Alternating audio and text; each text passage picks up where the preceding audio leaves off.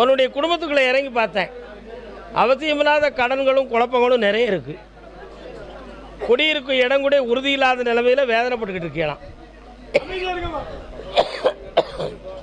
இதுவரை படித்த படிப்பும் ஃப்ரெண்ட்ஷிப்பையும் வச்சு உன் வண்டி ஓடிக்கிட்டு இருக்கு. நிலையான வாழ்க்கையை அமைச்சு தரணுங்கிற ஒரு பருவத்தில் வாழ்க்கையை பற்றி சிந்திக்காமல் பெற்றவங்களை சிந்தித்து முடிவெடுக்க முடியாமல் முட்டிக்கிட்டு அலையுது. நீ கால் வந்துட்டு வா.